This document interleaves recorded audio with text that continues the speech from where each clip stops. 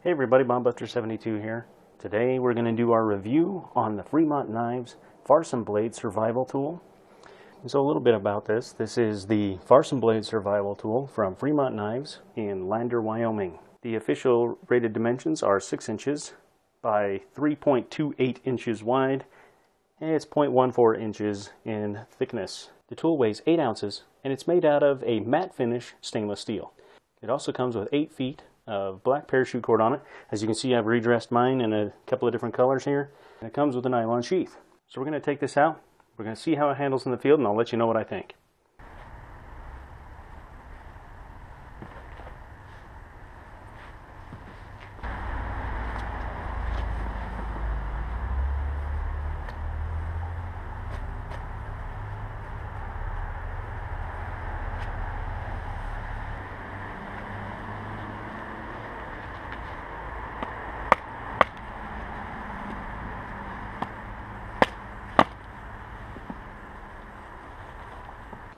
You can see, as I was chopping, I actually hit my cord here. That's obviously one of the problems that you could run into.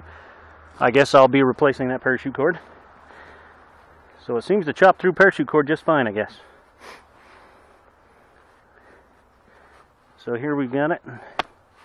Cuts through just fine. Now the question I have is, how does it do for slicing? I mean, I can chop through a parachute cord. I can chop through a parachute cord just with a rock. This slices through like butter, really. And so we've got a sycamore branch here. We're going to clean up, and it's not the best branch in the world, but we've got a section that's pretty straight. So we're going to turn this into our axe handle, and we're going to use the tool to do it. This is dry wood. You really wouldn't want to use dry wood, but you want to use something a little bit more green. Yeah, it's definitely a dry branch here. So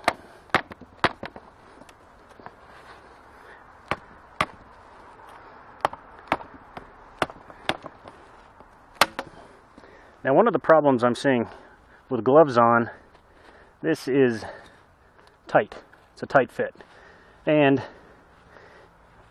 even without gloves on, as you can see, my knuckles are really quite close to there, and if I slip at all, it's going to be hitting against that. Honestly, I would like maybe a 1/4 inch more of room through this area right here. We're going to clean this up here, cut it off, see exactly how we can make an axe handle for this thing.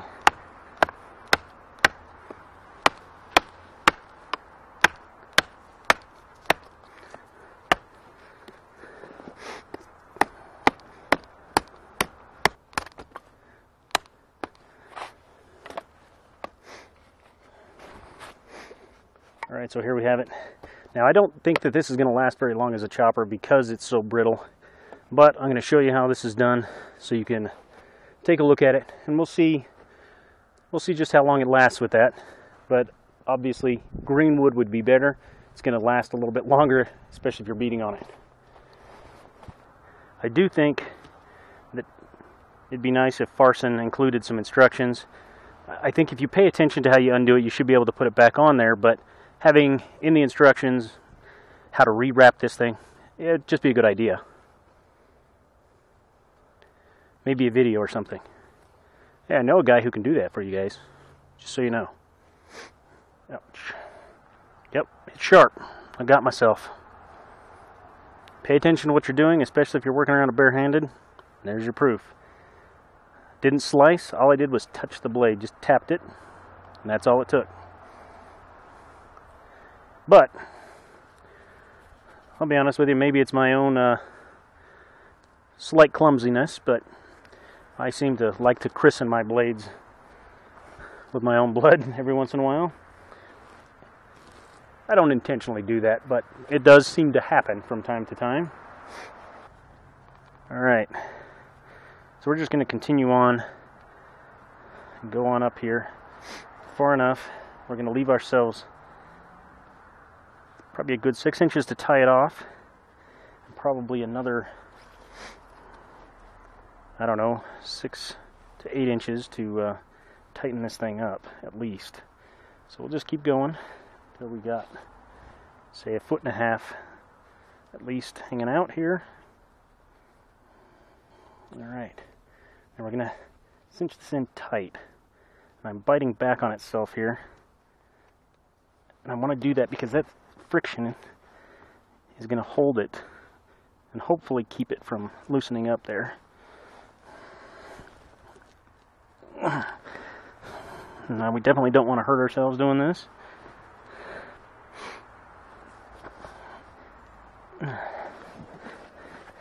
Tighter we can get this, the better. So, put our back into it a little bit. Now we're just going to try to keep this simple, this knot as simple as we can, because we really don't. We want to be able to take this off of here when we're done. As you can see, we've got a pretty good solid chopper here. So, let's get out our frozen pine here.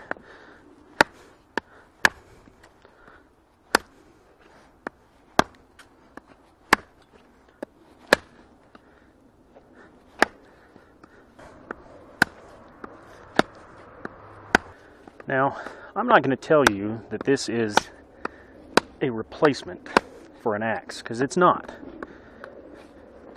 If you're out camping and you know you're going to be there and you know you need to harvest some firewood, this isn't your tool. You need to have an axe or a hatchet for that. This, on the other hand, is a survival tool that you don't necessarily expect to be using. But it's nice to have, and it's handy for when you do need to chop some wood. Alright guys, so I came inside here and realized that I had forgotten a few things. I wanted to show you how it did against some leather. I really wanted to show that you could use this to skin an animal. You could also use it to gut a fish, things like that. So what we can show you here is slicing some leather. We're going to try to do this without cutting ourselves. As you can see, it's a very sharp blade. It's a little awkward to hold sometimes, but you really just have to be aware of what you're doing. It's really easy to grab it in the wrong place because there's a lot of blade real estate here. My overall impression of the Farson Blade Survival tool is that it's a really good blade. It has a very specific purpose. Now, this doesn't make a perfect axe. It doesn't make a perfect fixed blade. You're not going to replace those things with this tool. However, it does do an adequate job of all of those things you would need a fixed blade or a hatchet for a survival situation. Now, there are some areas where I feel that this blade could be improved. The opening at the handle right through here, it's very narrow, and with gloves on, it's a very tight fit. It's very difficult to use with gloves on. I also think that this sheath could be upgraded. Now, if you're just putting this in your backpack or your bug out bag and you're going to leave it there, you're going to use your hatchet or your fixed blade knife unless you need to break this out, this sheath is more than adequate for that. However, if you're going to wear this on a day-to-day basis as your regular tool in place of a fixed blade, you would definitely want something a little bit better than this nylon sheath that it comes with. I also wish that it came with instructions on replacing the parachute cord in case you remove it from there. If you've ever tied a parachute cord bracelet, it's a little different in that you're going to make sure that all of the knots stay at the top part of the handle as opposed to staying even right in the middle. My final thing is definitely not a negative. This thing is sharp. The blade is sharp from the factory. It stayed sharp throughout all the testing. This is the Farson Blade Survival tool. Check out Fremont Knives at www.fremontknives.com.